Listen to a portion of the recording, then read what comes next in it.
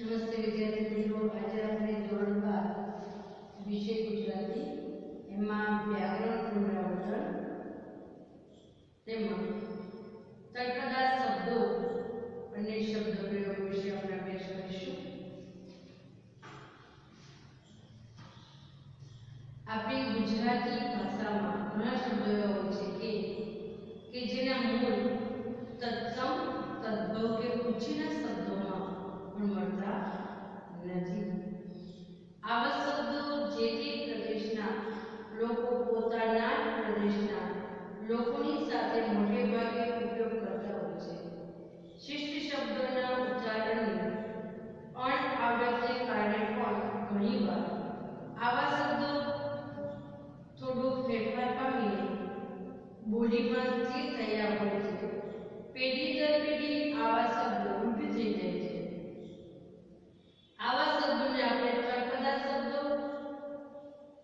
જાનપદી શબ્દો કે ગામઠી શબ્દો તરીકે ઓળખીએ છીએ. વિદ્યાર્થી મિત્રો, 12મા ધોરણમાં પણ તમને આવી રીતે અલગથી પ્રશ્ન પૂછી શકે. તળપદા શબ્દોને જાનપદી શબ્દો કહેવામાં આવે છે, ગામઠી શબ્દો તરીકે પણ ઓળખવામાં આવે છે. સાહિત્ય સમાજ જીવનનો અરીસો છે. એટલે સાહિત્યમાં પ્રદેશ પ્રમાણે બોલીના શબ્દો સર્જક વાપરે છે. પ્રદેશ પ્રમાણે આપણે કહેવાય છે કે 12 ગાવે બોલી બદલાય. એવી રીતે જે પ્રદેશ હોય તે પ્રમાણે એની બોલી છે, એવો શબ્દ છે એ સર્જક વાપરે છે. સૌરાષ્ટ્રની રસધારમાં, માંડવીની ભવાઈમાં, કચ્છની લોકકથાઓમાં કે નળકાંઠા ભાલના વિસ્તારની વાર્તાઓમાં આવા શબ્દો પ્રચુર રીતે વપરાયેલા જોવા મળે છે. આપણે આ પાઠ્યપુસ્તકની કૃતિઓમાંથી આવા શબ્દો મેળવી દેવા આપણે અહીં મજૂર કરીશું.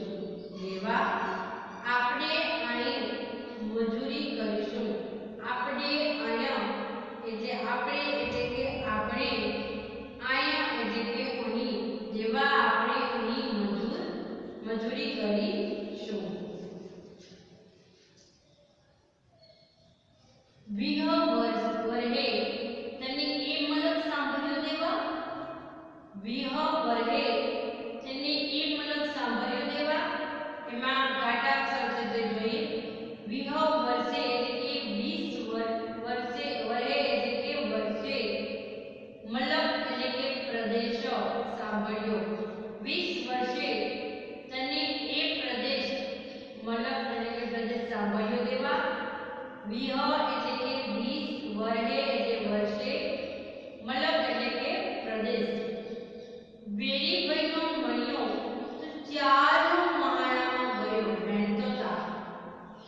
વેરી ભાઈનો મણિયો તો ચારનો મહાણામાં ગયો વહેતો થા. ચારનો એટલે કે ક્યારનો, મહાણા એટલે કે મસાણ અથવા તો સ્મશાન, હેંડતો એટલે કે ચાલતો. વેરીભાઈનો મણિયો તો ચારનો મહાણામાં ગયો હેંડતો થા. એટલે કે ચારનો એટલે કે ક્યારનો, વેરીભાઈનો મણિયો ક્યારનો, મહાણા એટલે સ્મશાન, ગયો તો ચાલતો થા. ડોહુ એટલે કે ભેંસ, આયુ એટલે કે આવ્યું. ડોહુ એટલે કે ભેંસ, આયુ એટલે કે આવ્યું. આ તમારા લોખંડના ઘોડા ઉછીના વાપરવા અમને આલો એટલે કે આપો. આલો એટલે આપવું. આ તમારા લોખંડના ઘોડા ઉછીના વાપરવા અમને આપો. આલો એટલે કે આપો. મોટા ભાગે ઘેર અંદરોઅંદર વાતચીત કરતા હોઈએ છીએ ત્યારે કે નિકટવર્તી લોકો સાથે સંવાદો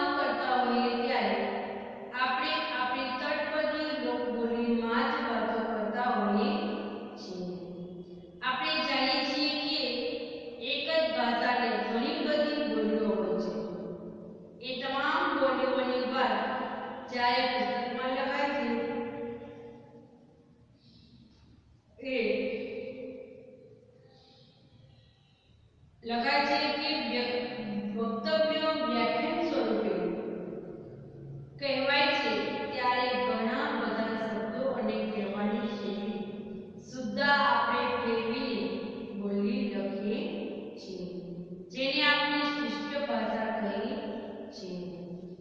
જે તે પ્રદેશની બોલીમાં લખાયેલું સાહિત્ય તે પ્રદેશના લોકો સિવાય અન્યને વાંચવું અને સમજવું થોડું મુશ્કેલ પડે છે. ટૂંકમાં અતિ તત્સમ શબ્દોથી વાંચવું સમજવું અઘરું લાગે છે. અતિ તળપદા શબ્દોથી લખાયેલું સાહિત્ય પણ ઘણા માટે અરુચિકર એટલે કે આપણે રસ એમાં પડેલી વાંચવામાં બને છે.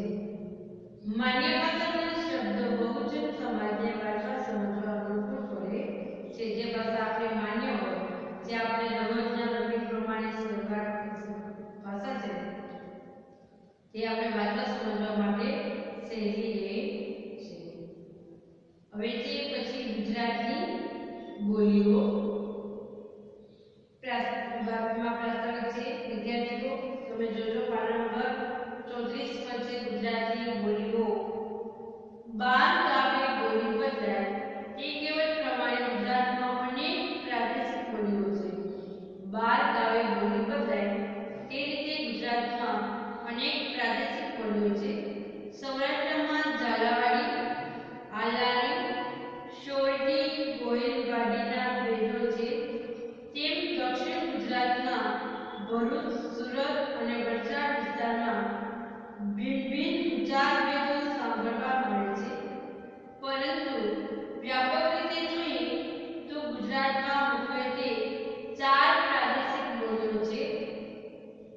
તેમાં ઉત્તર ગુજરાતની પાટણ, સિદ્ધપુર, મહેસાણાની પટરી બોલી, મધ્ય ગુજરાતની એટલે કે ખેડા, નડિયાદ, આણંદની ચરોતરી બોલી, દક્ષિણ ગુજરાતની એટલે કે ભરૂચ, સુરત, વલસાડ, દમણની સુરતી બોલી અને સૌરાષ્ટ્રની એટલે કે ઝાલાવાડ, ગોહિલવાડ, સોરઠ અને હાલારી સૌરાષ્ટ્રની બોલી વપરાય છે.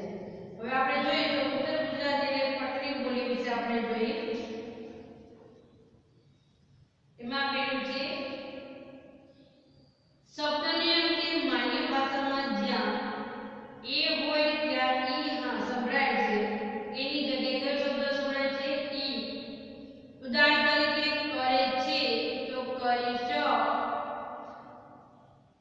એની જગ્યાએ કરીશ, કરીશી, કરે છે કરીછી, ઘરે ઘરી, આવશે આવશી, તેમના તેમના એની જગ્યાએ ઈ શબ્દ ઉત્તર ગુજરાતની પટરી બોલી છે તેમાં વપરાય છે.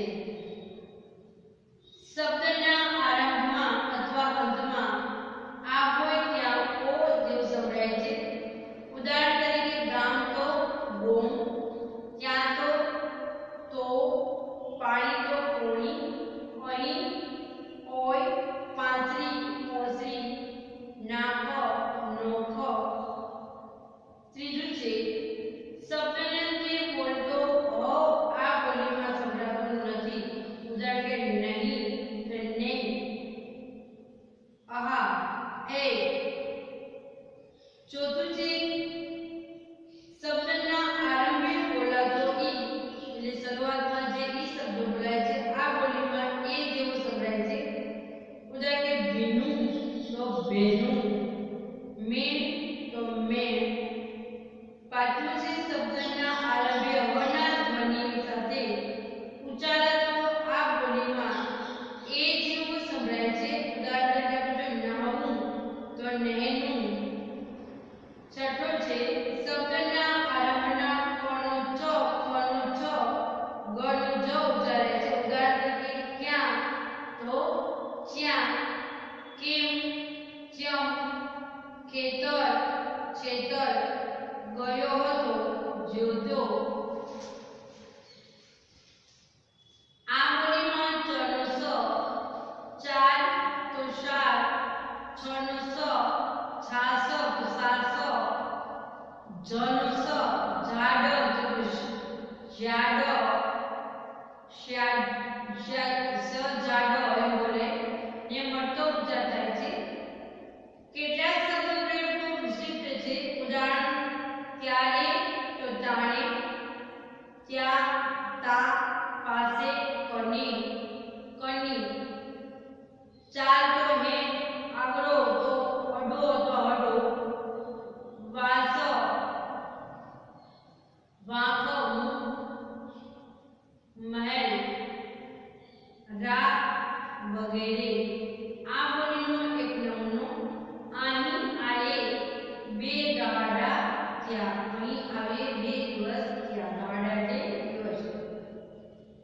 જાણો છો તો કસમો કરી જશો છે. જાણો છો તમે જાણો છો તો કસમો એટલે કે સમયનો હોય એવો કસમો. કસમો ફરી ગયો છે. તમારો સમય ફરી ગયો છે.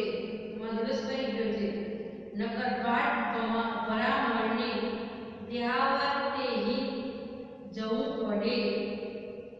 તમ હરખા બાપા પાસે આઈને સકન આવીને સુકન નાખતો કોણ નહાર થઈ જતા ન્યાર થઈ જતા. હવા તો મજૂરી કરી કરીને તુમલીએ તૂટી જાય છે. અત્યારે તો મજૂરી કરી કરીને માથાનો ટૂંકો પણ તૂટી જાય છે. એનું અત્યાનાશ જાય, તેનો સત્યાનાશ થાય. મેમયમાં માતા કાળકાનો કપર ચાલે છે. મેમયમાં મેમય